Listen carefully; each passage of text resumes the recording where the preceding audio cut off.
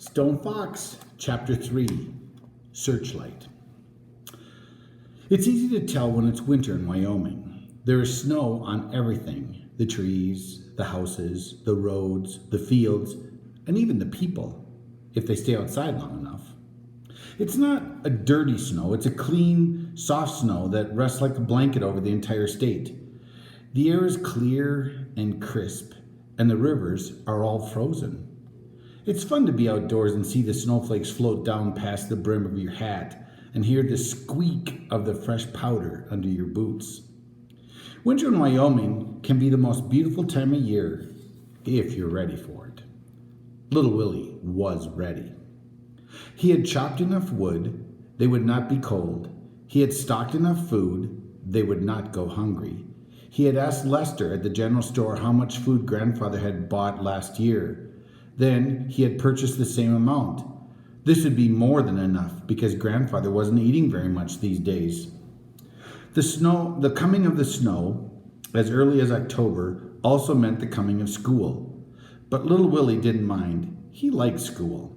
However, his teacher, Miss Williams, had told Grandfather once, "Far as I'm concerned, that boy of yours just asked too many questions."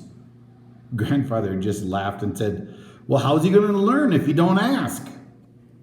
Then later, Grandfather had said to little Willie, "If your teacher don't know, you ask me. If I don't know, you ask the library. If the library don't know, then you've really got yourself a good question."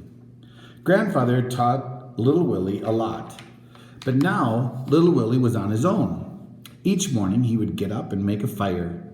Then he would make oatmeal mush for breakfast. He ate it. Searchlight ate it. Grandfather ate it. He would feed Grandfather a spoonful at a time. After breakfast, little Willie would hitch up Searchlight to the sled. It was an old wooden sled that Grandfather had bought from the Indians. It was so light that little Willie could pick it up with one hand. But it was strong and it was sturdy. Little Willie rode on the sled, standing up, and Searchlight would pull him 5 miles across the snow-covered countryside to the schoolhouse, which is located on the outskirts of town. Searchlight loved the snow. He would wait patiently outside the schoolhouse all day long, and little Willie would never miss a chance to run out between classes and play with his friend. After school, they would go into town and Jackson and run errands. They would pick up supplies at Lester's general store and go to the post office or go to the bank. So there he is. Little Willie had $50 in a savings account at the bank. Every month, Grandfather has deposited the little money Willie had earned working on the farm. "Don't thank me," Grandfather would say. "You earned it. You're a good little worker and I'm proud of you." Grandfather wanted little Willie to go to college and become educated. All little Willie wanted to do was grow potatoes. But he respected his grandfather enough to do whatever he said. If there were no errands to run that day, Searchlight would just pull little Willie up and down Main Street. Little Willie loved to look at the people, especially the city slickers, as Grandfather called them. Why, they didn't know a potato from a peanut, Grandfather said, and their hands were as pink and soft as a baby's. You couldn't miss the city slickers. They were the ones who looked as if they were going to a wedding. At a little before 6 each day, little Willie would position his sled in front of the old church on Main Street. Today again he waited, eyes glued on the big church clock that loomed high overhead. Searchlight waited too, ears perked up, eyes alert, legs slightly bent.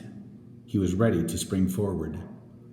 Bong! At the first stroke of 6, Searchlight lunged forward with such force that little Willie almost was thrown from the sled. Straight down Main Street they went, the sled's runners barely touching the snow. They were one big blur as they turned right onto North Road, and they were almost out of town before the church clock became silent again. "Go, Searchlight, go!" little Willie's voice sang out across the snowy twilight.